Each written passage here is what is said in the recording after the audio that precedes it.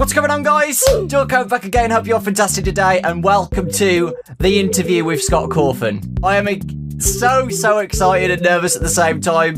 I'm so freaking nervous for this, but it's going to be great. I've got a bunch of questions to ask him from all of the games, so FNaF 1 through till Ultimate Custom Night, and the future as well. So we're going to ask him some future updates, what he's planning, and stuff about himself as well. So it's going to be a great interview.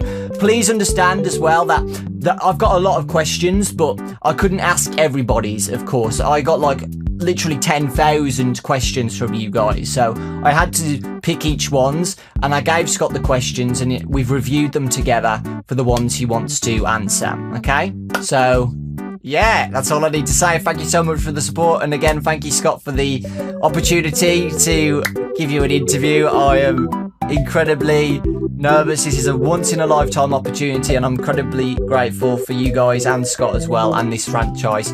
Happy anniversary to FNaF. 4 years today. It's insane. Let's go.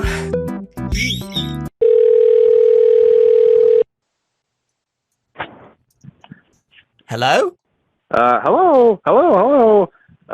If you're hearing this, that means that you beat 50-20 mode, and I have to do an interview now, which I'm kind of uncomfortable with, but I'm going to do it. Forget it. Okay, I'm done with the phone guy shtick, so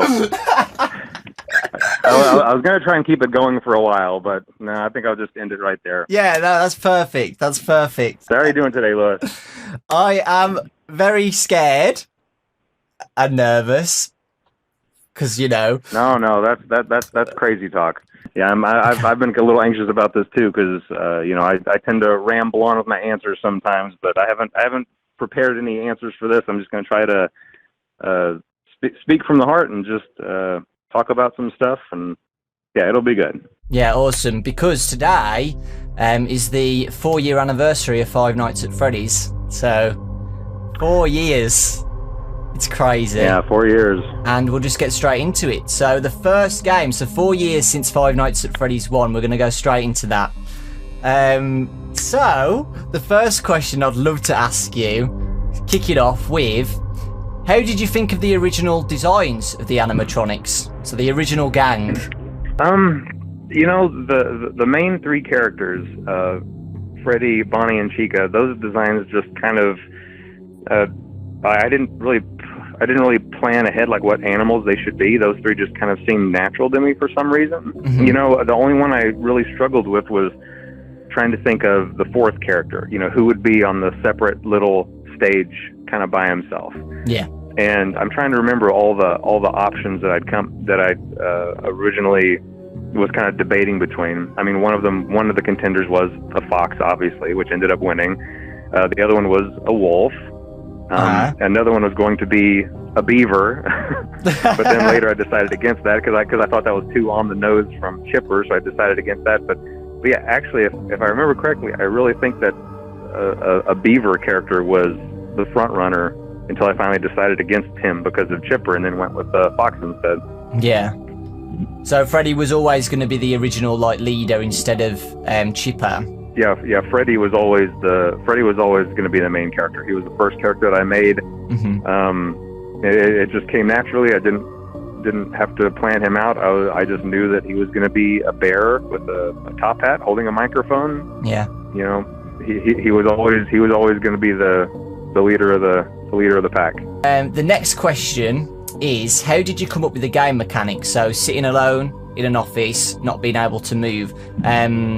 I think someone mentioned about Sit and Survive. Did that have any inspiration for that? Any old games inspire you for this one? Well, I don't think it was Sit and Survive. Sit and Survive was just kind of all of these games. Well, then again, I guess it was my mindset at the time, because my mindset at the time was to make smaller games. Mm-hmm. And that would be kind of a shorter experience, because for a while I was trying to make these, big kind of sweeping epic games like the Desolate Hope and stuff, and it was just too much of a gigantic commitment that ultimately that they just weren't paying off. And at the time I was really struggling to find something to kind of support my family and everything. Mm-hmm. And Five Nights at Freddy's was kind of the result of me switching to this idea of making these shorter experiences that I can make a bit faster, without committing, 2 years to them, while also, just making it a really robust experience. It's just a shorter game, Yeah. So I think that played a big part in it. Everything is designed to where you see everything right away. As soon as you jump in, you're in the experience, and so it doesn't matter if it lasts for 5 minutes, 10 minutes, 30 minutes, an hour, you're in the middle of it right away. And, yeah. Did anything change along the course of making FNaF 1? I don't think I had any problems. Lots of the stuff that was in there, I don't know. Five Nights at Freddy's 1, I think just was a result of just all the right ingredients to be there. I threw a bunch of stuff in there, and then people would the people who test it would kind of give me, and I'm not my kids, I let some other people test it as well, but they would give me some advice. Like one person said, "Oh, I think you should leave out phone guy. I think that's too much exposition." And then my mother jumped in and said, "Oh, I don't think you should have backstory about anybody getting killed. I don't think the game needs that." And then I think I made a lot of good decisions about what to leave in, and what to take out. And it was just all the right ingredients. All the right ingredients were there, so yeah, I'm really happy with how it turned out. It really stood out from all of the indie games everybody was playing at that time, and that's definitely how it became successful. It just stood out from any other horror experience as well. So yeah, good job. Really good job. Speaking about that, about it exploding, did you think it was going to, get a huge reaction on the internet? No, of course not. I mean, but like I said, at the time, I was just trying to, make a bunch of little games to kind of, help support my family. And at the time, I think I was making, slot machine games and just, anything would bring in an extra, $40 or $50 a month, and just trying to accumulate all that stuff up. So no, whenever I mean, don't get me wrong, that wasn't just an afterthought of a game. I mean, I put a lot of, time and effort into Five Nights at Freddy's, obviously, but as far as, expecting it to explode, no, of course not. I remember whenever I released it, I didn't get it on Steam or anything. It was a website called Desera at the time, which was just more immediately welcoming of, anybody who wanted to post games. I think there are other sites that do that now. But, I was watching the download count on that, and I was watching it just kind of skyrocket. And, and eventually my wife would come over and she'd be like, let me look at the number. Let me look at the number. She'd come over every 10 minutes wanting to see, because she was just astonished at how quickly that number was just going from, 5,000 downloads, 10,000, 15,000, 20,000. It was just going through the roof just by the minute, And it really, at the time, I was just kind of enjoying it that evening. I was like, well, this is great. This is, but it'll be over tomorrow. And that was really my mindset. It's like, oh wow, this is, it's a big spike. Everybody's really enjoying it. I wonder what I'm going to make tomorrow. I had no idea that 4 years later, I was still going to be in the middle of a bunch of, Five Nights at Freddy's projects. Yeah, that's awesome. That's really awesome. Do you have a favorite memory of Five Nights at Freddy's 1? Yeah, I do. And it's the first jump scare for me and the first jump scare for my two kids, and it was all Bonnie, which thrills me, because Bonnie is kind of the only one that I think is a scary design for me. Like, I've never had a nightmare about any of my own characters except for Bonnie. But yeah, I remember when I was developing the game at the time, Bonnie was just a still image and not an animated jump scare. I just had an image of Bonnie up in your face for whenever he had reached you. Yeah. And that startled me. I was flipping through the panels and stuff, and I was intentionally I was testing out the AI. Yeah. I think I even had a little map showing me that there was a little red dot moving through the building. But even though I was expecting it, I put down the monitor and there was Bonnie looking at me, and it was upsetting. It was startling. Yeah. And now that doesn't really startle anybody anymore, but at the time, I don't know, it got me. And so then I was after I'd animated, I was letting my two sons play it, and I was getting to watch the. I had a good seat behind both of them, so I was able to get a good view of them playing and what they were playing and everything. Mm-hmm. And I knew what was coming, and they had no idea. and the younger of the two, he got jump scared by Bonnie, and he just launched backward in his chair. Good times tormenting the children. I mean, you still do. You made them test Ultimate Custom Night as well. 4 years on. No, I'll tell you what. My two sons, Ian and Braden, they've been great. They've been great supporters. All these years. I couldn't have done any of this without those two. They've been just faithful beta testers for me. And whenever they were really little, I'd pay them through ice cream and stuff like that. But I made a big mistake this last time with Braden. Obviously I don't make them do this, so I tried to incentivize them. And Braden and Braden's gotten wise to it. He's like, well, how about if I go through and beat all these challenges, And so I just thought, well, I don't know, I'll give you, I'll give you $20 for each of the challenges you beat, thinking he was going to beat one or two of them. I was like, yeah, he'll spend 30 minutes on this, so I'll commit $20, $40, $60, whatever. He sat there and he did like a 12-hour marathon on that game. He was playing it nonstop. He was raging so hard in there, and he completed every single one of those challenges except for like the last one, I think. Yeah, that boy made bank that day. He walked away with about $300. Oh, worth it. yeah, man. But it was totally worth it because he found bugs and glitches that would have been really bad. I mean, that's the whole point anyway. He found these things that I needed to fix before I released the game. So okay, here's an interesting question about FNaF 1.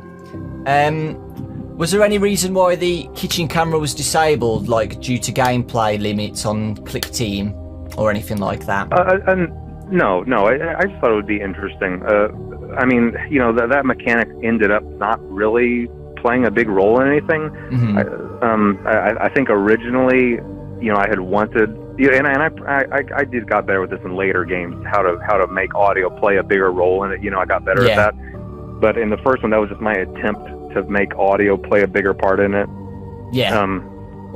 But yeah, it kind of ended up just being just something different and not really being a major mechanic or anything. Yeah, I mean, I think it was a good mechanic to know that Freddy was in the kitchen as well, because when Freddy's in the kitchen, he plays his music, right? That's right. That's right. So I think it does play a mechanic, because you know that Freddy's in there, and usually when Freddy's roaming around, you see his eyes, but you just see nothing inside there. So when you were making Five Nights at Freddy's 1, were you already planning on making a sequel, or any other ideas what were flinging in your head on what to do? I definitely left a lot of things open-ended, in case I wanted to expand upon them later. I mean, obviously, like I did not have the entire story planned out, as I know there's much debate about that on the subreddit. It's like, he's some kind of mad genius that had 7 games planned out from the beginning. No, I didn't. But I definitely knew that the story I was telling in the first game was a small snippet of a larger story. Even if I didn't have all the details of that story fleshed out yet, I knew that the story being told in that game was a smaller part of a whole. And if you could go back in time, is there anything you would change or add to Five Nights at Freddy's 1? No, not the first one. Yeah. I can go back and think about all the other games and be like, I wish I'd done this. I wish I'd done that. But no, the first game was just kind of a perfect storm of ingredients. It was, it was just the right time. When, everybody was really into indie horror games. Yeah. And I think it was the right look, it was the right feel, because it was something, different than what everybody else was playing. And it was, kind of a type of horror game, or at least the antagonists were something that hadn't really been explored in horror games, I didn't feel. The idea of animatronic creatures. So and everybody really liked Phone Guy. Obviously, everybody liked the little Easter eggs thrown in and the backstory. No, it was just a good mix of ingredients, and it was kind of lightning in a bottle. And I don't think I was ever able to fully capture that again, and I don't think I really will be able to. And that's okay. I mean, like I said, that was kind of lightning in a bottle. Right, we'll go on to Five Nights at Freddy's 2 next.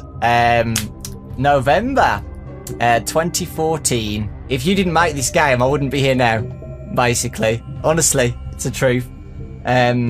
So FNaF 2 is the game that really means a lot to me, and I'll be forever grateful for it.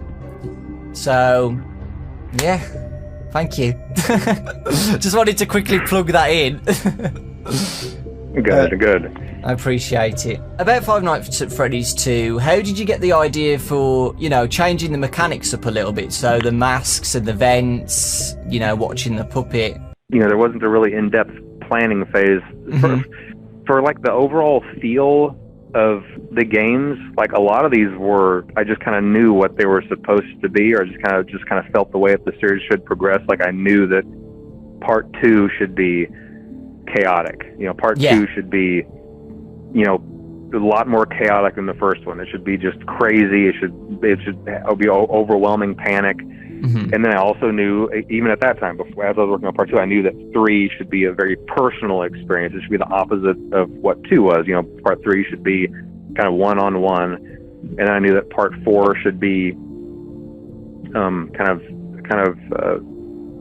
unique as far as setting and things like that. And I knew that part 5 should be kind of high tech, and I even kind of already had color schemes picked out. Like I knew that part 5 should kind of be purples and blues. I knew that 3 should be kind of green, and I knew that 2 should be kind of 2 should feel kind of industrial, which I think that it does. But outside of that, I'm not really sure. And maybe there was more to it at the time, but it all happened so fast. Did you have any scrapped content or anything for the game? Because some people mentioned the toxicity. Is that toxicity meter? Right. The toxic meter. I think, if I remember correctly, I think that the toxic meter was an early idea on just something so that players couldn't put the mask on and leave it on forever. Yes, leave it on forever. I had the idea that if you put the mask on, this meter starts running out. But I don't know. That didn't really seem to fit. I don't know. It just didn't seem to. It just didn't make quite as much sense. And so then the way that I solved it was, obviously having the need to go and wind the music box every once in a while, and the fact that Foxy was immune to the mask. So I came up with other ways that felt a little more natural than just putting on the mask and seeing a meter deplete. It's like, oh, okay, I can only wear this for 5 seconds. But it seemed a little too artificial. And it works perfectly anyway, so I don't think it was needed anyway because of what you just said. The things that you've added, you're not going to always keep the mask on forever anyway. So, was there a reason why you decided to remove Toy Chica's beak after she left the stage to make her more creepy, right? Once again, I'm not entirely sure what my mindset was on that. I think it was just kind of a way to distinguish her stage presence Chica from now I'm a monster coming to get you. If she's entered attack mode or something. Once again, actually, I think maybe part of it is because, a classic Chica, even on stage, was still kind of creepy looking, but the toy versions, just in their standing state on stage, weren't quite as creepy. I mean, I think Toy Bonnie still retains some of that, but Toy Chica isn't really scary looking. Toy Chica by herself isn't very scary, I didn't think. And so removing the beak was just one thing to just kind of push it into, making her look a little more uncomfortable. How did you come up with the mini games? Because this was the first game to ever have mini games. Was this to, show the lore not on paper, if that makes sense? So, instead of just giving this and this and this, oh, blah, blah, blah, blah, blah, blah, the killer killed 5 kids, yada, yada, yada. But instead you didn't show it on paper, you put into a mini game.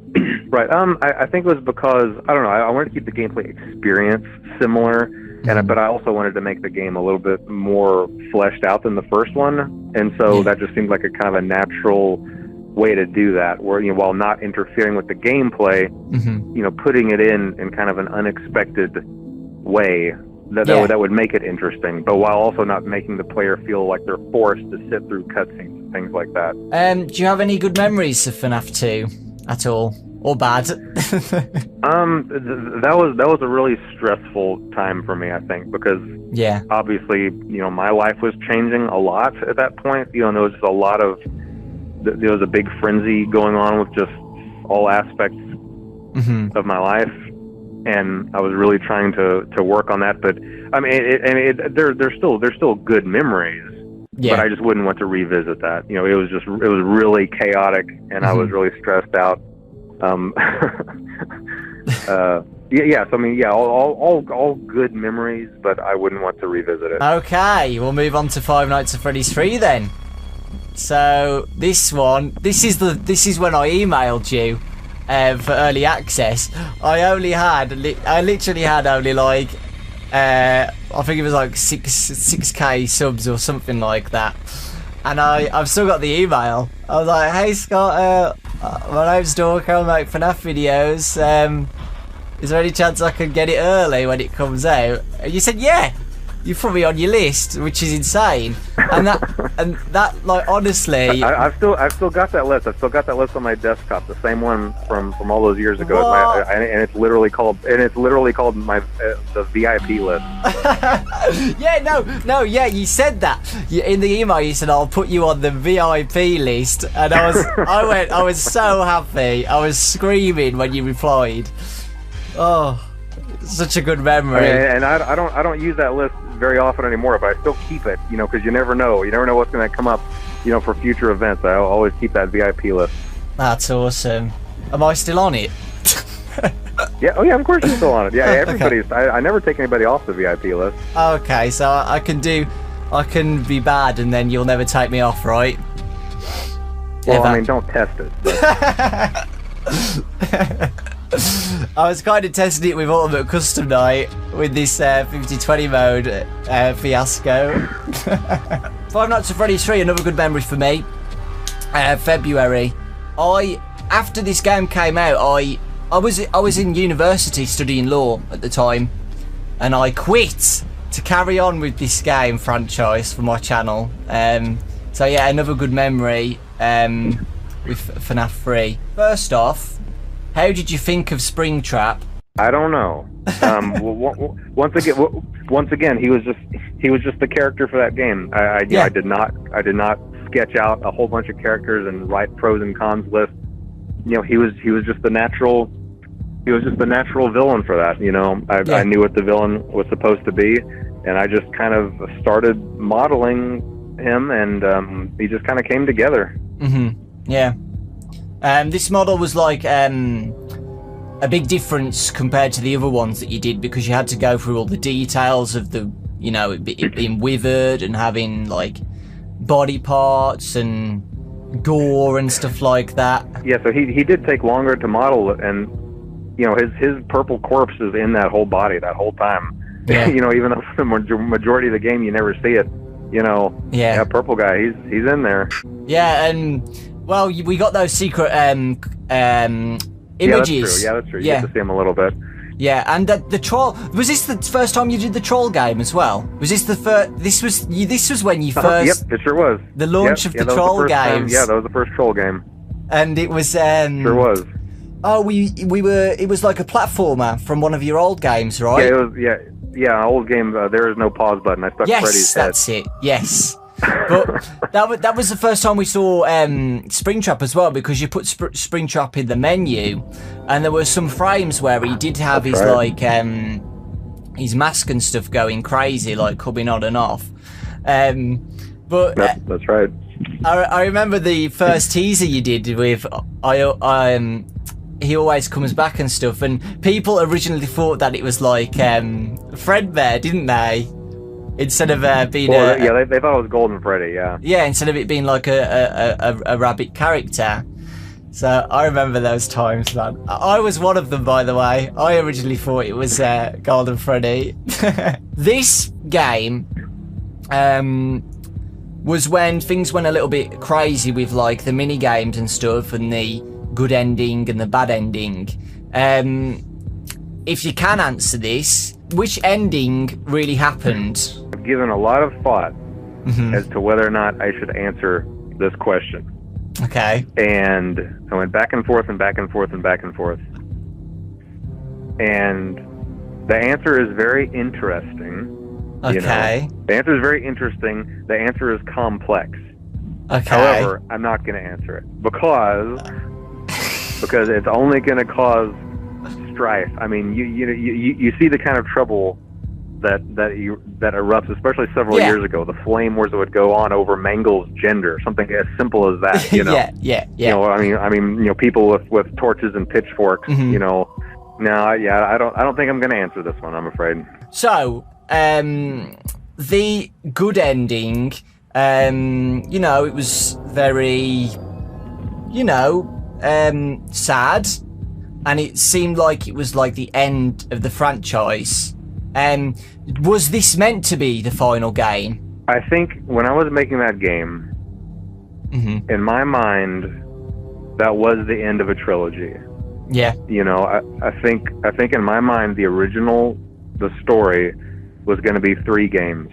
And in all honesty, I think Five Nights at Freddy's 3 was where I kind of started letting myself be driven a little bit more by criticisms of the game than maybe I had before. Before, everybody was just really, really excited, you know, happy to have all this stuff.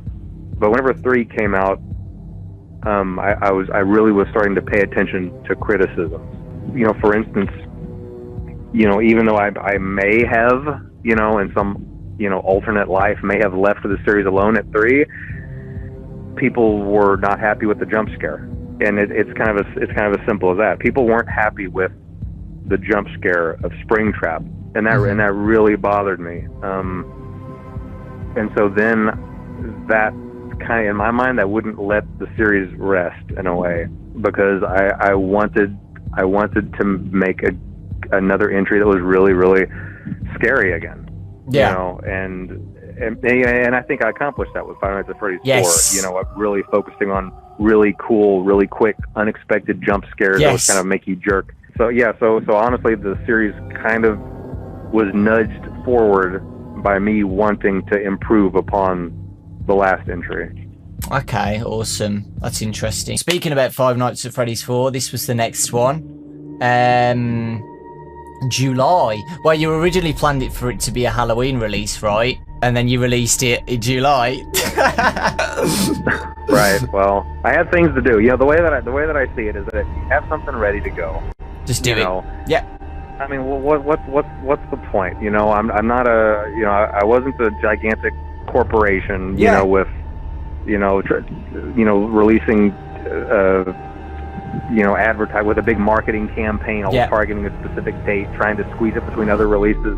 You know, I mean, I had people who were excited about the game and who were looking forward to it, and those are the only people I was thinking about. You know, it's like, hey, you know, there's a fan base here, and they're excited for this.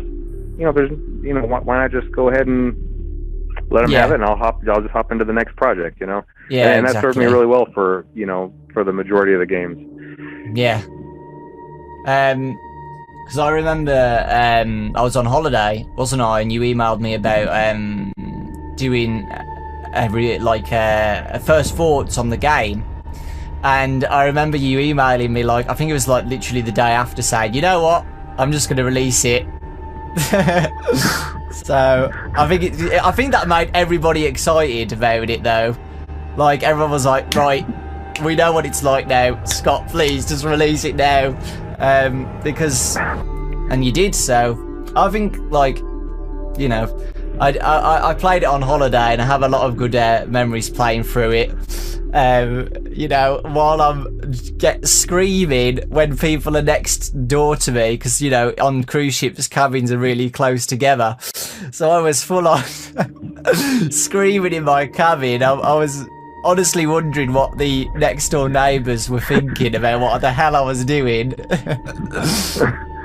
Well, I'm glad that it ended up being a good memory. Sorry to stress you out. You're not the only person that I stressed out, by the way. So don't feel like you were getting isolated, trying to cause you trouble. I think, if I remember correctly, right after I released Finance the Phrase 4, I was sending out emails saying, hey, this game's out. Hey, this game's out. And I sent one to Markiplier, and he emailed me back saying, dude, I can't play this. I just got to, this game conference just started. It's going to be going on for 4 days. So I stressed him out too, because obviously at the time everybody was pestering him, to play it immediately. And I think that he was able to, being the good sport that he is, he's still just like you did, even though you were inconvenienced, you still found time to, do videos. Yeah, I always try to. If you remember with FNaF World, and I was in hospital, I still played it. yeah, that's right. You sure were. Yeah. Oh god. Oh, I could never miss anything ever. So with Five Nights at Freddy's 4, like you said, I think you basically answered this question anyway about the game and the mechanics. Like you said that you wanted to make this more scarier. Back to like, being anxious all the time. And the interesting thing you did with this one is I feel like every game you make, you try and implement a new mechanic that you haven't done before. And this one was specifically to do with sound, because you had to go to the doors and listen closely for breathing. And I think that impacted the jump scare like a million times as scary. Because, you're full on listening to the game. You have to listen to the game. So when you get that jump scare out of nowhere, while you're listening, waiting for them to breathe, I think that really, made the game stand out. Yeah, well, lots of the games were kind of experimental with different ways of initiating, the jump scare to see what was really effective. And yeah, I think looking into, this big dark chasm in front of you, not knowing if there's a face, 2 inches from your own face looking back at you, and you having to commit to turn on the flashlight, and then I think that one really worked. Yeah, it was terrifying. So how were these to model? Were they, just as hard as Springtrap? Because it seemed like you were going all out on these nightmare animatronics for the designs. Yeah, the nightmare animatronics were probably the most elaborate to model. I mean, I remember, anytime I start a new game, that's always the most difficult phase, is just starting into the modeling phase, because I know that it's going to take a really long time. And it takes a lot of patience, a lot of attention to detail. The Five Nights at Freddy's 1 models weren't that bad. I think I modeled Freddy in 2 days, and then I think I took that model and adjusted to make Bonnie in another day. And then the ones from Five Nights at Freddy's 2 were probably about the same day, maybe 1 or 2 days per character. I mean, that's working all day on them, but still just a day or 2 per character. Yeah. I think Springtrap took maybe 4 or 5 days to make him. Yeah. And each of the nightmare animatronics, I think I spent about a week and a half on each one. Right. I think a couple of them even 2 weeks on each one, just because lots of teeth, lots of tears in the fabric, which are not texture mapped on. I mean, those are actually kind of torn out into the model, because I just think it looks a lot more convincing than trying to, texture map them on there. So I'd have to go in there really close, and I would have to actually, cut into that character, delete polygons and then straighten them all out to make them look like they're sharp corners rather than blocky squares. It's a lot of work, but I mean totally worth it though. Yeah, exactly. So about the models, people were wondering about Foxy's tongue. So Foxy originally had a tongue in the teaser. Did you take that out because of complications with the game or anything? No, I took it out because I didn't think it was scary on the teaser. There's something about those long snake-like demonic tongues that they're kind of cool in theory, but they're not really scary in practice. Like I don't think I've ever seen a monster in a movie, extend out, its long tongue and snake it around and then me be scared by it. They're just not very scary. So I just took it out for the game. Yeah, awesome. about this game, it created a bit of a divide between people, specifically the box at the end, and then the TV advertisement with 1983, and then the Bite of 87 debate. How did you feel about the reactions to that? Kind of like with Five Nights at Freddy's 3, where there was something I was kind of left unsatisfied with. Mm-hmm. The reaction to Five Nights at Freddy's 4, and the box is tied into this, very, very closely. I don't think that people weren't really happy from a lore standpoint, even though I got the jump scares kind of right. Yeah. And the box really fit into that lore aspect. I felt that it had all gone kind of it had strayed too far from an actual story in a way. Me just saying that, I'm going to get torn apart for even saying that, because people are going to look at what I've ended up with and they're like, and you call this a story? But Five Nights at Freddy's 4, it kind of went a little too broad. It cast its net too wide for interpretation. I guess that's the best way to say it. It went too broad for interpretation, and that left people unsatisfied. Because whereas the other ones, there were mysteries. 4 ended up just too mysterious to the point where you really couldn't, there was no real way to figure out what was going on. It left people unsatisfied. And like I said, with jumping from 3 to 4, I knew that I had to go in and straighten that out. It's like, people aren't really happy with this. I need to make another game. I need to kind of ground this again, not necessarily in reality, but I need to ground it in kind of storytelling again. And really lay this down with what's going on. Obviously I watch all the game theory videos, and me and Matt have sometimes had an antagonistic relationship back and forth. I inconvenience him with my games, and sometimes he inconveniences me with his theories, but it's all in good fun, But I'll tell you, he did a video on that box, and he kind of said that he thinks the contents of the box changed over the years.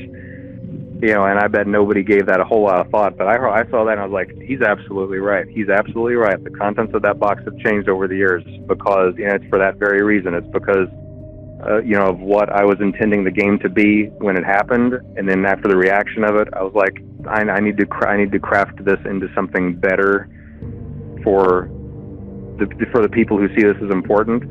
And that kind of indirectly does change the contents of the box, because it changes the contents of everything that came before. So I thought that was an interesting observation on his part. Yeah, and I think you mentioned this on one of your Steam posts or something, that you put some things in sister location to ground out the story of FNaF 4, right? Mm-hmm. Yeah, right, so I mentioned about the hospital fiasco. This was when FNaF World was on the scene. So, why did you decide to change things up and make FNaF World?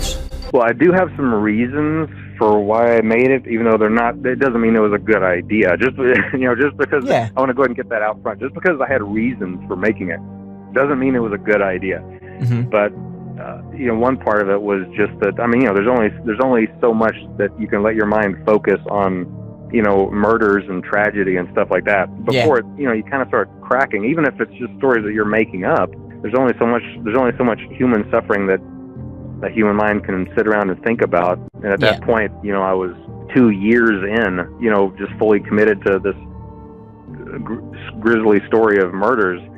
And I had to make something more lighthearted. And in hindsight, what I should have done is, I should have used that for a troll game, or I should have, made something like, Foxy Fighters. I should have just done something that was obviously for fun and not tried to somehow tie it in to a canon game. And that's obvious to me now. But like I'm saying, like I was saying, I wasn't thinking completely rationally at the time.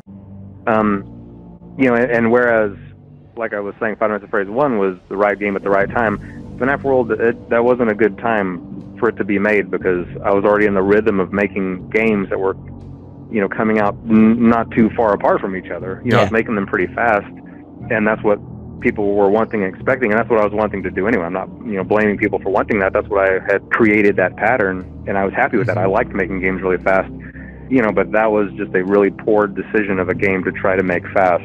you know, in hindsight, like now would have probably been a better time to sit back and work on something like that. Yeah, definitely. I mean, you know, like after all the after I was kind of satisfied with all the Canon games and other companies that, you know, kind of taken on some other projects, then I could sit back and maybe enjoy making an RPG, you know, and spend a couple of years on it, you know, and just make something really nice, kind of, you know, that looked like the Desolate Hope, you know, really make some nice 3D models for it. Oh, and another mistake I made was FNaF World. I was designing it for mobile. I don't know. You know, this is a whole separate interview about what went wrong with FNaF World. So let's just move along. Okay. Okay. So how would you treat the game now as an experience? Like, have you learned anything making this game? Oh yeah. I learned a lot. Yeah, in fact, right before you called, I was kind of thinking over that game, and I realized that, you know, that's probably the least valuable game I've ever made as far as profit is concerned. But it's also the single most valuable game out of the entire franchise. And the reason is because what I learned from FNaF World is what is driving every single project going on right now. It is serving as the gemstone of quality control in my mind, and it has solidified exactly what I have to do going forward. If I was treating the movie as I was treating my game series at the time I made FNaF World, we would be 3 movies into the FNaF movies by now. Yeah, and they would probably be terrible. You know, if I had the mindset that, oh hey, it's Five Nights at Freddy's, people will love it, you know, regardless of quality, then we would already have several movies and they would all be terrible. I mean, you know. And this, you know, Ultimate Custom Night would have come out way too soon, and it just served as a really important lesson for me that you should never take. It taught me to never take for granted. Yeah. How special it is to have a group of people who are eager to play what you make. Whenever I made you know, I'll use the Desolate Hope as my example again. I saw one person made a piece of fan art of that on the internet. I found it on Google, so I'm going to draw one of the characters, and that was the most special thing to me. Yeah. In the world. That someone had drawn a picture of one of my characters. Like, I can't even tell you how important seeing that one drawing was. And it was just, you know, I'd have no idea who it was. You know, but then, you know, to have a fan base and to have kids that are drawing these pictures and, you know, sending. I got a letter from the other day addressed to Foxy. Oh. You know, and God bless the post office in my town for knowing me and for sending me these letters anyway. I kid you not, it was addressed to Foxy, only to Foxy, and I think below it, they might have had some other clue as to who it was for, but the post office made sure to pass it along to me. Oh. You know, I mean, how awesome is that? You know, and the letter was written to Foxy. You know, it was asking Foxy a question. That's so awesome. You know, that's so. There's nothing more priceless than that. Yeah. You know, and to have a fan base, you know, of people who care about these characters in the games, you know, that is the only thing that matters. You know, and they should never be taken for granted. Yeah. And you know, who cares if something is commercial and who cares if something is going to make a whole bunch of money? You know, you just have to make sure that whenever those people finally get to see this next thing, that it's something that lifts them up and makes them happy, and it's something that it was everything that they wanted to see. You know, like that's all that matters, you know. And I need to write that kid back. I'm going to go get a big envelope and put a bunch of Foxy plush toys, and I'm going to write a letter as Foxy. I've never done that before, but I'm going to totally do it. And I'm going to even make a little tear in the paper and say that it was my hook that it's I'm going to totally do that. Yeah, that's awesome. That's really awesome. But yeah, so yeah, that's a long story. But no, FNaF World taught me to never take for granted your fan base. Yeah, exactly. And the final question, which everybody's wanted to ask, is will Chipper ever return like he said he would? Hey, Chipper is, listen, all of these games are haunted by different spirits, right? Right. But the real spirit haunting this whole franchise is Chipper. Chipper is haunting this whole franchise. I mean, I received a box of merchandise the other day, you know, like manufacturer samples, and there's a plush toy of Chipper, well, L Chip, you know. Yeah, yeah. But I held that plush toy, and I was looking at L Chip, And I was thinking to myself, you know, you got merch. You got merch, Chipper. Yeah. You know, you were an abysmal failure, but you found your way into this merch. And here you sit with that goofy grin on your face, you know. Yeah, no, so Chipper's already back. He's infiltrated the franchise. Yeah. Well, so El Chip to you was a reference to Chipper. Oh yeah, of course he is. Yeah, thought so. Now, sister location. I feel like this was like the biggest change up in the franchise because you added voice actors. You know, you went beyond the limits of Click Team to a lot of people, where you know you added a sense of free roam in this like huge location. Is that maybe why you decided to put voice acting in to change things up a little bit? I think for Five Nights at Freddy's 1 through 4, I consider that all like one sitting for me. Like I sat down, I feel like I just sat down and made all 4 games in one sitting. Yeah. And it was only after that I sat back and thought, you know, how can I improve upon this? How can I add something new? And so that's when I was, you know, entertaining new ideas in my mind. Yeah. And yeah, voice acting just kind of, I don't remember exactly what it was, but man, I'm sure glad that I did. You know, I bumped into just some incredible talent, you know, that I got to use. Obviously, I mean, almost all of them, if not all of the voice actors I got for Sister Location have come back to reprise their roles or other roles, you know. Yeah. Exactly, that's awesome. It's amazing people. Yeah, they really are. Hello, by the way, voice actors, if you're watching. Hello, voice actors. So, I think you've basically answered some of these. So I asked, like, what inspired you to make the game style so different. I mean, like, I think you've answered that throughout the interview. You just wanted to make something different compared to the others. So, how were these two model and design? I think the Sister Location characters are probably were my favorite ones to model. I really like the metallic kind of look. I always kind of tend to lean sci-fi, which has actually gotten me in trouble a couple of times with this franchise. You know, anytime I try to lean sci-fi, which is my natural inclination, you know, people are like, "Hey, whoa, this is a horror story," and then I have to somehow try to guide it back, you know. And then rightfully so. The first game's a horror movie; it's not sci-fi. But yeah, I don't know. I just I wanted it to be sci-fi. I wanted it to look really sleek and polished, and I really enjoyed modeling all of those characters. And yeah, like I said, I think those are probably some of my favorite characters of the series. So here's an interesting one, which I don't know if you're going to answer or not. So in Night 4, when we're inside the suit, a lot of people wanted to know, whose suit is that? Whose suit is that? I'm afraid I'm not going to be able to answer that for you. That's fine. That's going to have to remain a topic of discussion. Any memories or favourite moments? I really enjoyed making that game. I have nothing but good memories about that. Yeah, awesome. I really enjoyed making that, and I really enjoyed working on the trailer. I think that's my favorite trailer, the ones that I made, and I loved seeing the reactions. Everybody just seemed to, and honestly, I think that's what creates the memories for me, is just seeing how things are kind of received. And you know, obviously, if something is received really well, then I know I did my job right. You know, and I know that I did something right. And yeah, being able so I think my favorite moment was getting to release that trailer and just seeing all the excitement from it. And then I knew that I was on the right track. Awesome. Yeah, I loved that trailer. I think I did a reaction. Yes, I did. I did a reaction. I loved it. It's so good and different as well, compared to your other trailers too. Because I think the favourite trailers from you, to me,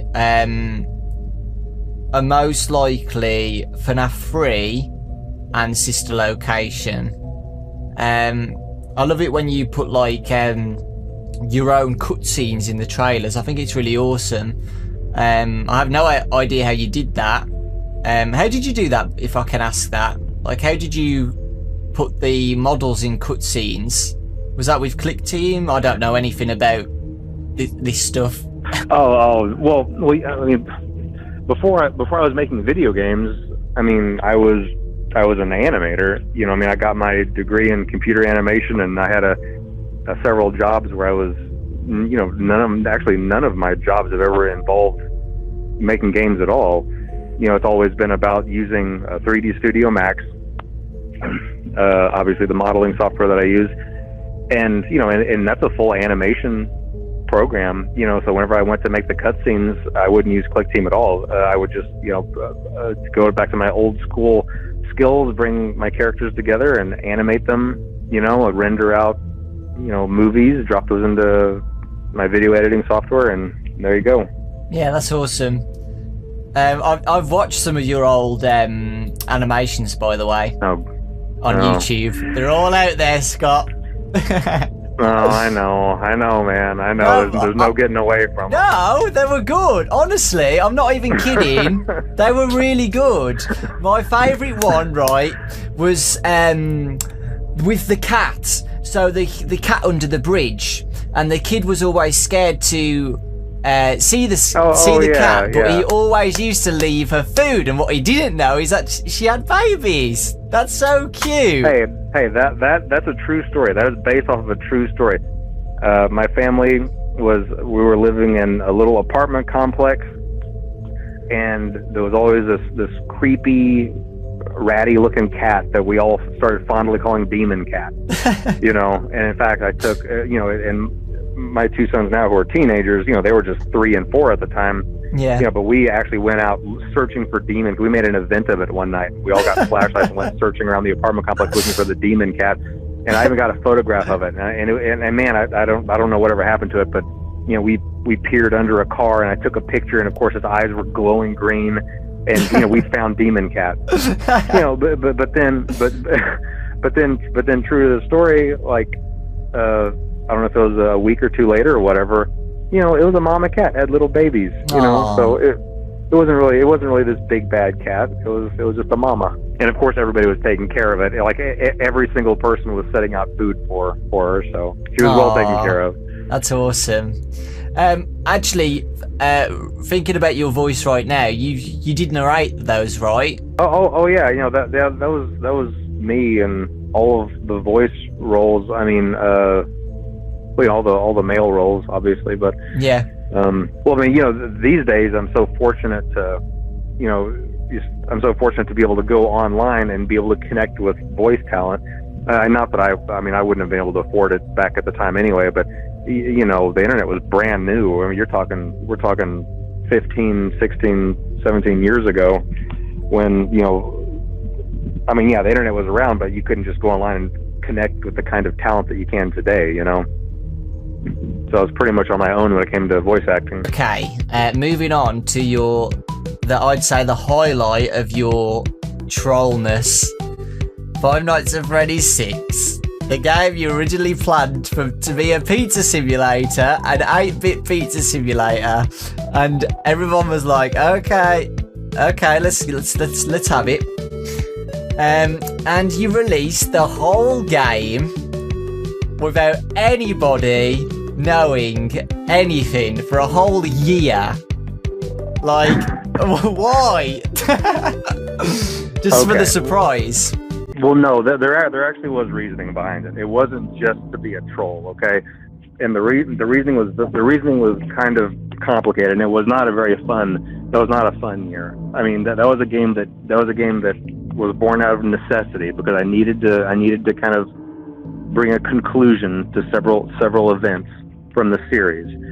However, whenever I was in the early stages of it, and I think I'd released a very early idea that I was working on another game, but I think it was someone on Steam that just made a passing comment. It was just a passing comment. Nobody paid any attention to it. He'd better not just start teasing a game like he always has been before, because it's just not going to cut it anymore, or something like that. I don't know. It was just some passing comment, but it just made me start thinking.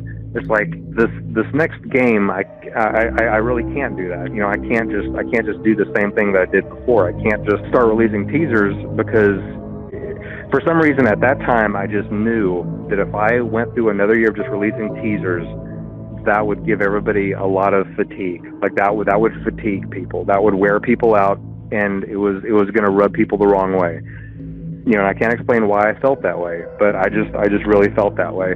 But at the same time, I needed to resolve a lot of issues with the story.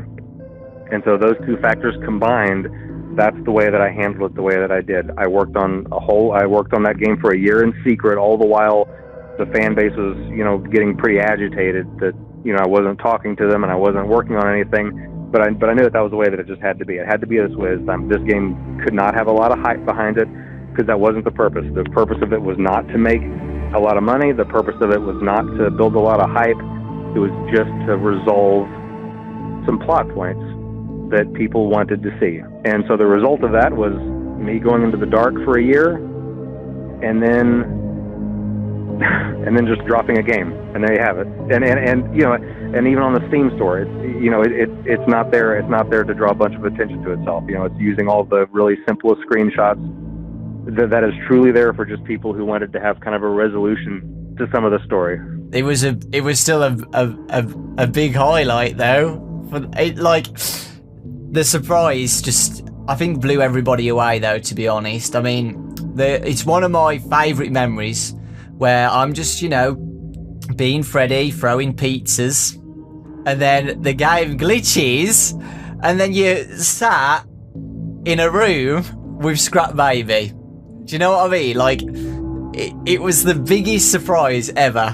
Well, good. We'll see. And that's exactly what it needed to be, because just like every game kind of needs to be a little bit different. Yeah. The way that it's approached needs to be different too. And the reason why I brought that comment was because it just kind of reminded me. It's like you can't just do the same thing that you've been doing. You can't just start releasing teasers again randomly and just expect everybody to keep caring. So I knew that I had to handle it differently. And I think that I was successful with that. Yeah. I think it worked out well. Yeah, it did. Specifically as well, with changing things up a little bit, you added the simulator start, so you make your own pizzeria, you put your own animatronics and designs in. I think that was a really, really cool idea. And it split the game up as well, so you're not just always in an office. You have a break from being scared, and you can make your own pizzeria. Simple as that. Yeah, I'm pretty happy with how it turned out. Awesome. Next up is Ultimate Custom Night. So this was literally released a month ago. Has it been a month already? Mm-hmm. What? Maybe a little more even. With Ultimate Custom Night, having 50 plus animatronics, was this bigger than you originally wanted it to be? So, did you originally think, right, I'm going to put 50 animatronics into this game, or did you just keep building it up? I always planned. I always knew that it was going to be a full-sized game. Originally, I guess at the very beginning, it was going to be an add-on to Pizzeria Simulator, but it was very soon afterwards that I realized, this is going to be just a full Five Nights at Freddy's experience. This just needs to be its own full game. And originally it was going to be, 40 characters, but then I kind of filled those slots up pretty quick, and there were just too many characters left out. So I had to add an extra row, and even then there were too many characters left out. So I just kept on adding, and I found a lot of really good. I found some really good tricks to really help the program be able to handle it. Because like my biggest problem with Pizzeria Simulator, and I'm just kicking myself, was that I wasn't utilizing some of the graphic features properly, especially with the jump scares, because I had these high resolution jump scares, and it would just run out of video memory. So that's why I had to just chop out frames. But there were just some really neat tricks, to render them smaller and then scale them up for the sake of the game. And you really can't tell when you're playing it. They might look a little bit fuzzier, but they still look pretty high quality. But it just allowed me to squeeze in all these characters and all these jump scares and just all this content, really seamlessly. Was there any scrapped ideas at all for the game? So anything that you wanted in but you couldn't, or you just didn't like how it turned out? No, whereas in some of the other games, there had been some different ways I considered taking it. But no, Ultimate Custom Night, that was really only the way that it could go, and I kept on just kind of adding on to it. But I will say this just for the record, to all of your viewers listening, I'm going to give you credit where credit is due for coming up with the idea for being able to purchase new office skins. because I think that because originally I had it to where they would just randomly pop up. Whenever I gave you that original test copy to play, you had a 1% chance of each of those offices appearing, and you made a comment saying, "Hey, it'd be cool if you could unlock those." And then I changed that, and now I think it's a great feature of the game. So awesome. I feel like I've participated in something. Yeah. No, I thought having the offices as a reward would be good, and I think you put the score amounts for each office perfectly. So I think you just said that you were satisfied with the game, but are you satisfied with this possibly being the last game that you might create, the last FNaF game? Yeah, I am. I really am. Starting with Five Nights at Freddy's 3, there was always something that I wasn't completely happy with, and that would become a core principle of the next game.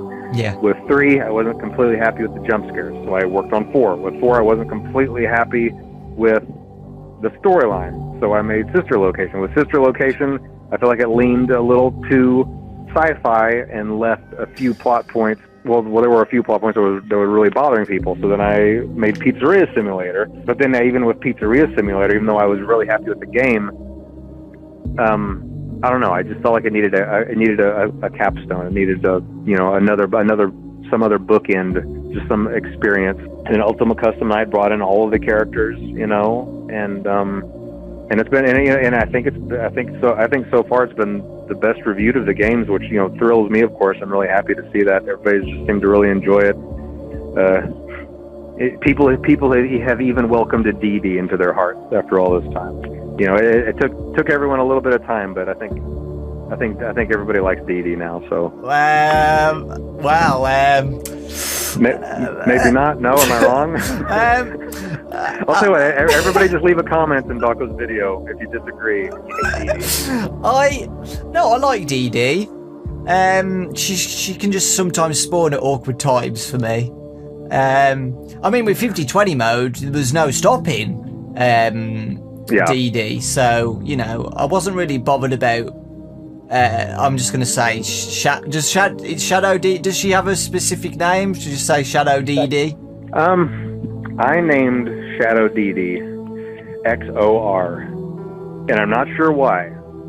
But like with most of the other characters in this franchise, whenever I'm making them, some name immediately comes to mind. It doesn't mean anything, but that's the name of Shadow DD. XOR. Okay. Well, is that, people said that might be Zor, or is it XOR? It's just XOR. Okay, awesome. But yeah, XOR was just with the mechanics of 50-20 mode anyway, so you couldn't be annoyed with XOR because it was part of the mechanics on what to do to try and beat it. Speaking about 50-20 mode, have you tried it after the game has been released? You know it's possible now. Oh no! Listen, my high score is still just 6,800. Making custom nights. The tricky thing about it, and actually I only really had to worry about this here, but I know I've mentioned other times that anytime I've ever made a custom night, I've always assumed that the most difficult mode was impossible. I mean, because that was never the intent of the game. When making the game, there are always 5 nights, and I make sure that those nights are beatable. I make sure that the 6th night is beatable. I make sure that nightmare mode is beatable. But as far as as far as setting all the the difficulties all to 20, it's never been a goal to make it possible. And really, one of the main reasons is because if I ever get to a point where I could beat it, then everybody else would beat it within the first 12 hours of the game being released.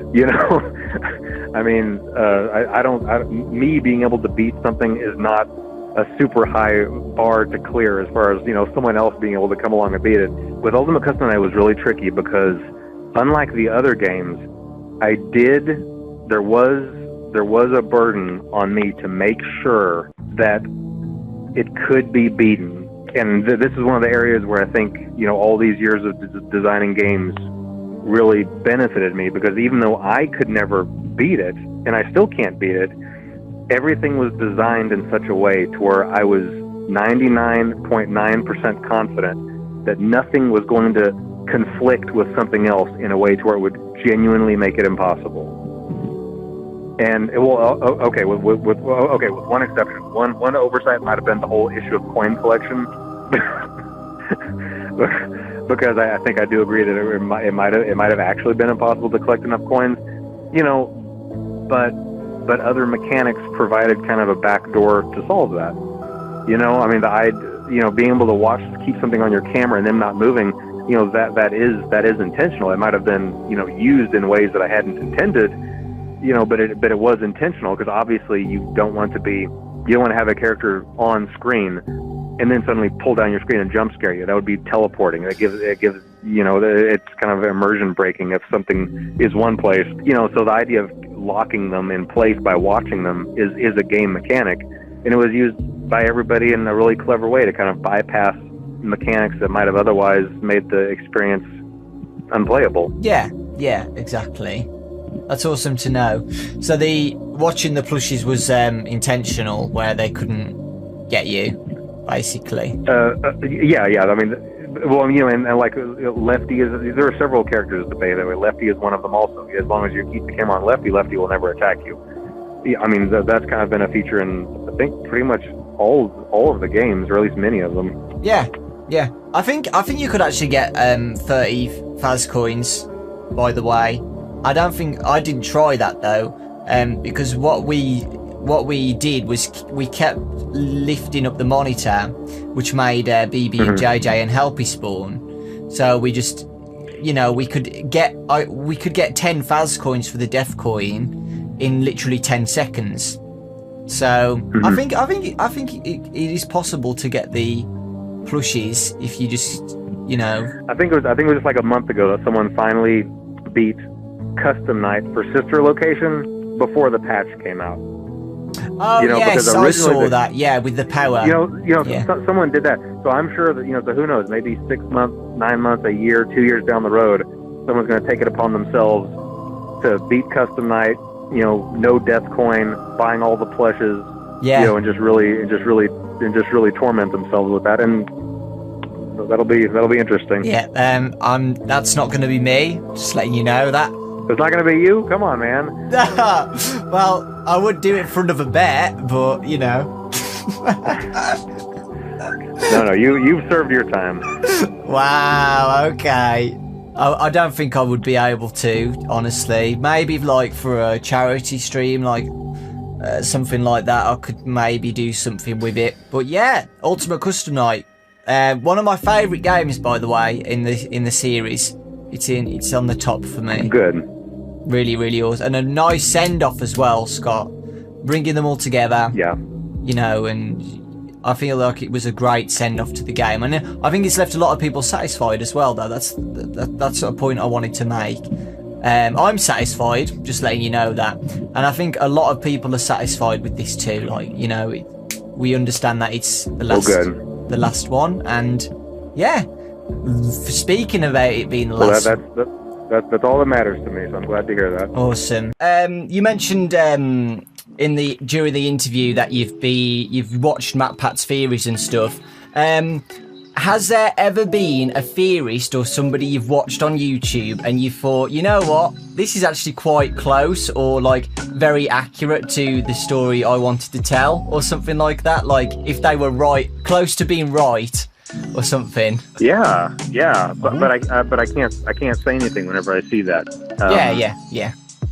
But like I said, I can't jump in and confirm it because then people would stop caring at all. Then they would just wait for me to come out and give the answer. To say something. So I would just have to look at that. That's why I would just have to look at that comment and just kind of nod to myself, like, you got it. You got it right, friend. But you can't say anything. But no one's gonna ever know. You know? Has that been hard to do that, to stop yourself from, trying to reveal stuff? Because I remember a while ago, in the MatPat's live stream when we were all involved, you were putting things on the website about like some little hints and stuff to try and like guide us to the right direction.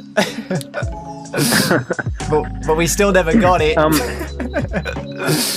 It has been difficult, and the times that I have tried to step in and say something have usually been mistakes. Yeah. Because that's part of the fun of it, right? People. the discussion is just as much fun as that's what it's all about.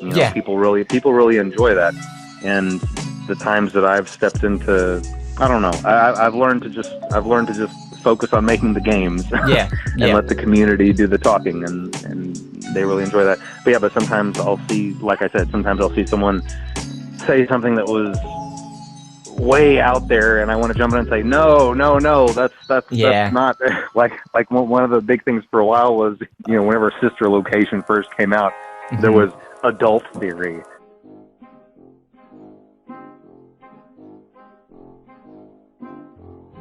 Oh, and and I saw that, and I'm like, oh no, and it wasn't completely off base. Like, I could see where it was being derived from. So it's not like it was someone just trying to cause trouble for no reason. It was just a theory. But I was like I have to step in. Like, I have to do something to fix this right away. And my response to that, to fix it, evolved into, a pretty simple solution. I would just release a new teaser that would just kind of steer it in the correct direction. And that was the right way to handle it. It's not to directly interact with the community, but to just release a new teaser, that just kind of guides it back. And I did that very soon, like within a couple of days after adult theory gaining popularity, and I kind of guided it back to where it was supposed to be. And then, like I said, sometimes someone would get a good idea, but I can't say anything about that either. I've just tried to monitor the community, monitor the comments, monitor the theories, and then when the group as a whole starts getting the wrong idea, that usually means that, sometimes it just means that I need to do a better job of storytelling, and then I try to use that as kind of course correction for the next thing that I do to guide the story the right way, Yeah, exactly. Have I ever been right on anything? Like, close to anything at all? Or have I just been completely wrong for 4 years? That's a difficult question to answer, because there are really two kinds of people there are two kinds of theorists, One kind is the kind of viewer or member or whatever who takes all the known facts and only uses those to put together a storyline, which is kind of what Matt Pat does. And then the other kind is taking those few facts and then you just ad-libbing a lot more, taking more creative freedom as to where the story might go. So in other words, one type is trying to figure out what happened, and the other type is the kind that tries to figure out what might happen, like after another 6 months or after another year, after the next game or whatever, and then try to figure it out. So one is much more speculative than the other. I guess that's what I'm trying to say. So it's hard to, that being the case, it's hard to gauge people as how right or how wrong they were whenever whenever a lot of people are, obviously adding a lot more of their own imagination to the mix, you know what I mean? But I'll say this, I cannot remember a time whenever I've watched one of your theory videos and just rolled my eyes like, oh my gosh, Okay. Like he's lost it, so. Okay, I'll take that. Yeah, because I'm like, I just do videos on just ideas and stuff. Like, if I have an idea, I just say it, and because I like to try and make the community expand more. Do you know what I mean? Not just set their mind on one idea. Like, with any theory, there's always multiple ideas to something, and that's what I tried to do with Ultimate Custom Night and stuff recently, is try to give the community ideas to have their own judgment on the game. I think MatPat has a lot of pressure to just do one set plan, because if he tries to go with other ideas and stuff, his audience start to think like, well, hold on here, you're going all over the place, you're telling us loads of ideas and not just one solid idea. Well, I mean, he's got a lot more pressure on him, obviously, just because of, the audience. That goes with anything else. There's always going to be a lot more pressure on him, and a lot more scrutiny, and a lot more criticism, focused on him. I think he's managed it really well without. Yeah, he has. I think he's done really well. Like I was saying, that's why it's hard to tell you if you've ever been really right or really wrong, because you lean more into the speculative crowd. Your theories are much more speculative about what could be going on rather than trying to put together solid timelines and stuff like that, you know? Yeah. Okay. Next question I'd like to ask is, how is the movie going? Because I know a lot of people have been wondering about this. The movie's been going really well. You know, the first few years of the franchise, everybody was trying to get a movie out as fast as possible, like to catch the hype wave and stuff. But now looking back, I'm really glad that didn't happen, because something that I've really started to come to want over these last few years is I want that movie to be able to stand on its own as a good movie and not ride the coattails of a different part of the franchise, you know, because then, you know, for instance, you know, if you were to make a movie that just had the name Five Nights at Freddy's without a whole lot of emphasis on the quality of the movie itself, then yeah, if it happened during the peak of the popularity of Five Nights at Freddy's, it would do really well. But if the franchise as a whole, you know, had waned a little bit, then the movie wouldn't do well either. Like, I want the movie to stand on its own. I want the movie to be good on its own right. I want it to be a great movie. And for that reason, I'm really glad it didn't happen in those first few years, because I think too much emphasis would have been placed on getting it out as fast as possible. And, you know, one of the challenges with the movie, and one of the reasons why it has taken so long, it's actually really difficult to make a script of this. I've had the privilege of working with a couple of studios now, obviously, talked to a lot of directors. I've had a lot of scripts come across my desk. I've had a lot of ideas pitched. And, you know, one of the biggest challenges, and I've written 3 scripts on my own.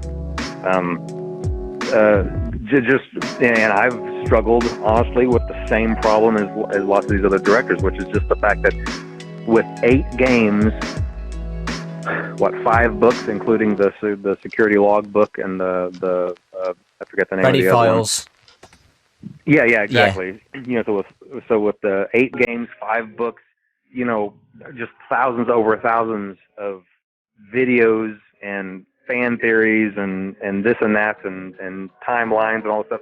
Too many, you know, the people I worked with so far have either looked at it all, been completely overwhelmed and decided to do something completely original, just start completely over, and obviously that doesn't work.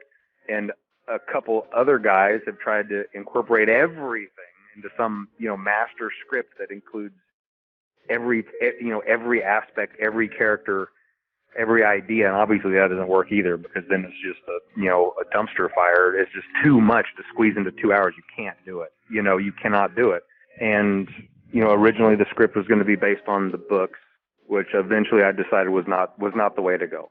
You know, the books were originally designed for people who just wanted extra stories. You know, they wanted a little bit more detail, more story, but that was never intended to be the definitive story of Five Nights at Freddy's. And people who go to see the movie aren't going to want to see a retelling of the books. They're going to want to see the first game. They're going to want to see a retelling of the story that got them interested in the first place. You know, the first game had the right atmosphere, the right characters, and that's what people are going to want. And ideally, if the first movie does really well, I think it would work great as a trilogy. Five Nights at Freddy's 1, Five Nights at Freddy's 2, and Five Nights at Freddy's 3. Based on the first 3 games. I'm not going to go into the first movie with that mentality, though. You know, I've seen too many good movies get kind of sidetracked by trying to set up future movies. I'm not going to fall into that. I'm just going to really focus on telling a good story with this first one. But yeah, I've seen some interesting things, and I'm going to try to be really careful, you know, not to sound critical of some of the ideas that I've seen, because, like I said, you know, there were a lot of challenges to writing a script for this, even for me, because there's just so much information. But there are some things that I'm really glad never made it. You know, and one of them being that something that I actually heard on, I think it was a Matt Pat on a live stream, was musing about bad ideas that could potentially happen in a Five Nights at Freddy's movie, and one of the ones that he just brushed off and laughed about was the idea of plush toys coming to life. And I heard that, and that's another time where I wanted to jump in and say something, but I knew that I couldn't, because that is something that actually could have happened. it wasn't a full-blown script, but somebody had that idea and could have implemented it, and there wouldn't have been a whole lot that I could have done about it at the time. So that's a scary thought, and that's kind of the risk, of not really understanding a franchise really well, and then trying to come up with something that's I don't know, that would have been really bad. But yeah, I heard him mention that comment on his live stream. I was thinking to myself, you have no idea that actually almost happened. That specific idea, plush toys coming to life and taking over Manhattan, that actually almost happened. I actually kind of want to see that now, though. Well, I don't know. It just maybe it would work better with a different name, but yeah, I mean the community's so talented and stuff. Maybe they could make a little cartoon or something, like an animation of it happening as a joke. I don't know, man. In short, though, I think that everything's where it needs to be right now. So what's next? You got any future projects or anything that you're working on? I'm gonna try to take life a little easier. I think I did finally get a couple of big deals signed with some companies, and I'll be able to provide details on that later. But there are a few big things in the works that are happening right now, which is the virtual reality game is going, and the augmented reality game is going. I know most people, the only example they can think of for augmented reality would be Pokemon Go. But really, augmented reality game just means you hold up your phone and then things are kind of overlaid on the screen. Yeah. It's kind of half and half between what you're really seeing and then something superimposed. So, I don't think it's not going to have any kind of, you're not going to be running through the bushes in your neighbor's yard trying to catch Freddy Fazbear or anything like that. It's going to be something. I'm thinking it'll be kind of like a party game, something to do with your friends. Creeping through the dark, creeping through your house, and then somebody's going to jump out at you. Yeah. But that's in the early stages. But I think it's going to be really cool. So that's in the works. And I'm in talks with a company right now to start porting Five Nights at Freddy's to major consoles right now, and I'm going to hold off on that because until I have more details on it. Yeah. But yeah, I'm really encouraged by that. For the longest time, I wasn't willing to sign on with any companies because I was keeping the series too tight under wraps. I really wanted to be protective of the story. I didn't want other companies to come in and add characters. I didn't want other companies to come in and add storylines. Yeah. And I'm still holding on to that. My deals with them are very, very specific. Mm-hmm. They don't have free reign to add storylines and characters. But I am more open to getting help now. I'm more open to letting other companies do what I can't do. Like, I don't know how to make an augmented reality game. I can't do that on my own. I don't know how to make a virtual reality game. I can't do that on my own. Yeah. So, awesome. But yeah, I'm working really closely. And I've done my best to pick really good people to work with. So, yeah, good things. Exciting, very exciting. So we've got these the VR, the AR, the movie, so possible console port. So yeah, really excited. So I think a lot of people are going to be excited for those, definitely. If you could get the second, I think you've just answered this, but this is a little bit different.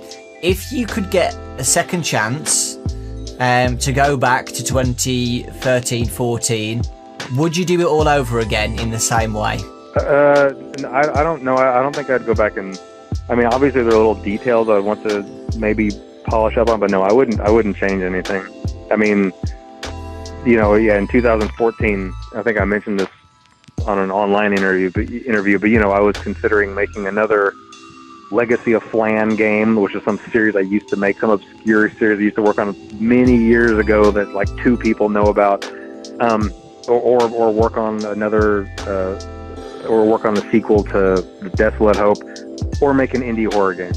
featuring security cameras, and that was a long decision, and it could have gone any direction. And then I chose the indie horror game, and then same thing with the sequel. After I made the first one, I almost didn't make a sequel to it. I was considering 2 or 3 different game ideas.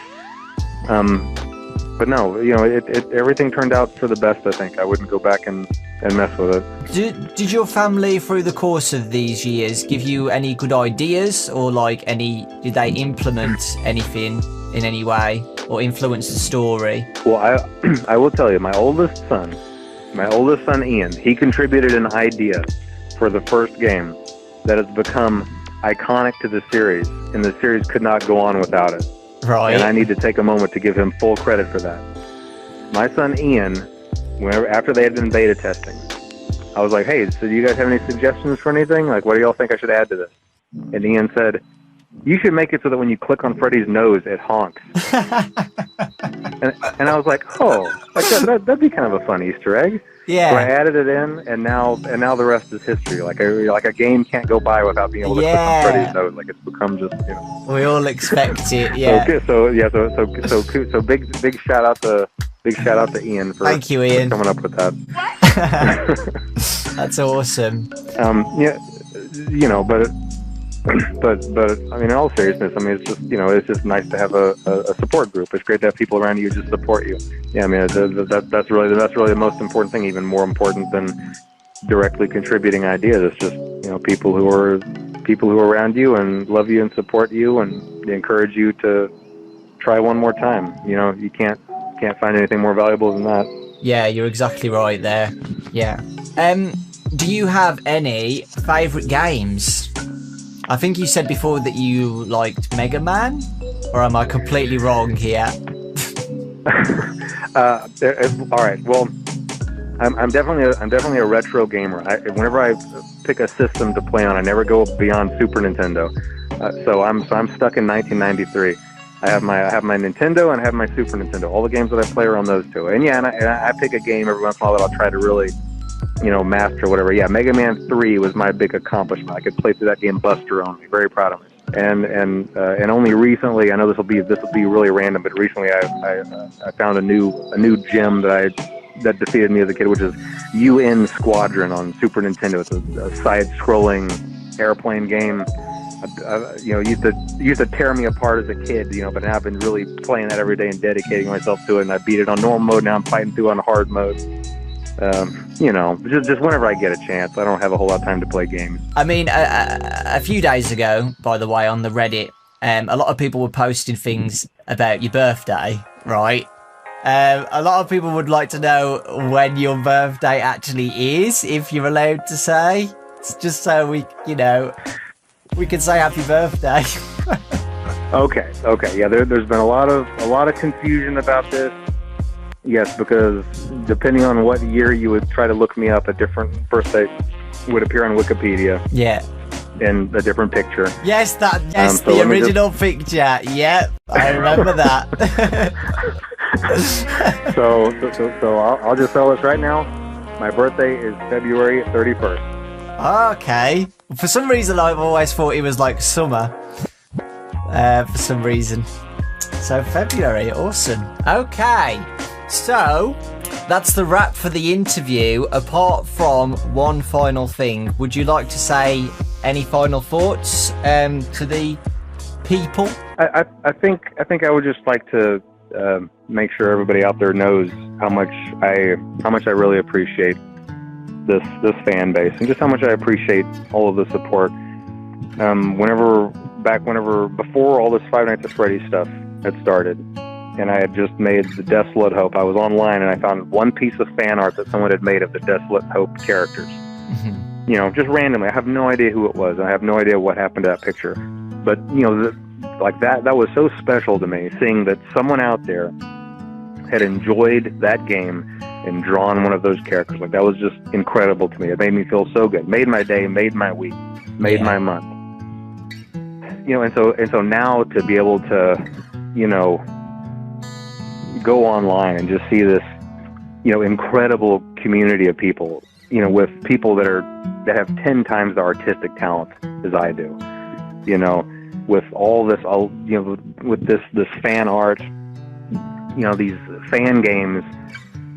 I mean, there are some incredible games out there, and I don't want to, like, I'm scared to mention names of anyone because I know that I'm going to leave out important ones, but I mean, like seeing these, insane games that Nixon comes up with, and I've always heard nothing but good things about, like, the storylines in Pop Goes, and then, the artistic direction of games like Flumpties. And this, like, everybody has these specialties where they just flourish in the stuff that they make, and like, you go into Game Jolt and just see these pages of all these really cool ones, and I picked out a few, but because those are probably the more experienced members of the community, but I don't want to overlook people who are up and coming game designers who decide to make fan games as their first game. And what an honor that is. What an incredible honor that is for someone to want to be a game developer and to have their first couple of games be a Five Nights at Freddy's fan game. It's just such an honor. And like I said, just the incredible artistic community, like on DeviantArt, and anytime I go on Reddit, just these illustrations that people make. And I've been fortunate enough to snag a couple of those artists to do official artwork for me. But and the memes are great too. I've been very fortunate to see myself featured in memes. Not many people get to say that, and to see my characters featured in memes. So that's always exciting. Yeah.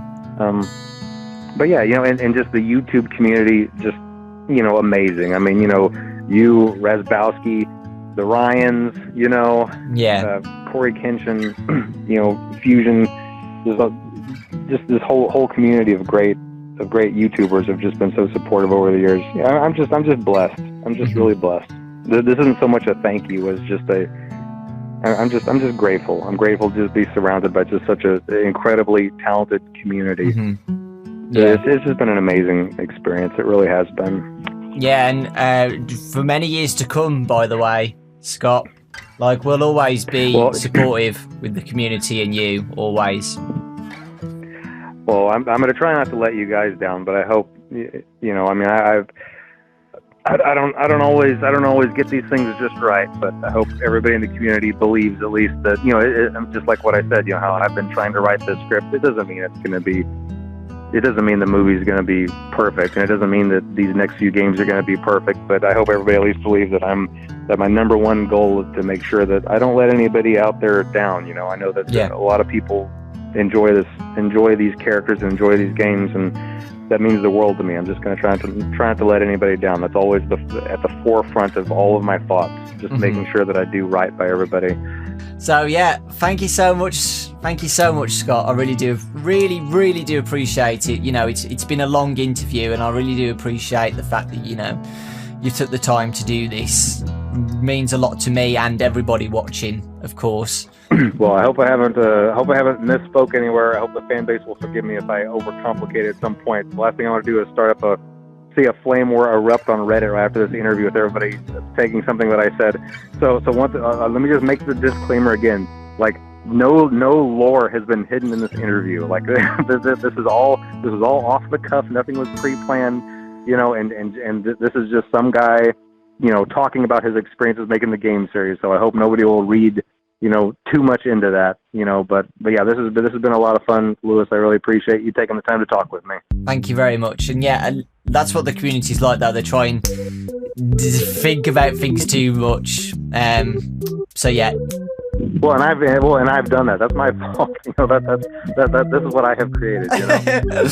Curious people. I think that's it, guys. Thank you so much for watching. Let me know your thoughts in the comment section about everything. I really hope you've enjoyed it. I really hope that the interview has satisfied you. Because there's been a lot of hype for this. So hopefully, the questions were good and everything was perfect for you guys. So yeah, thanks for watching.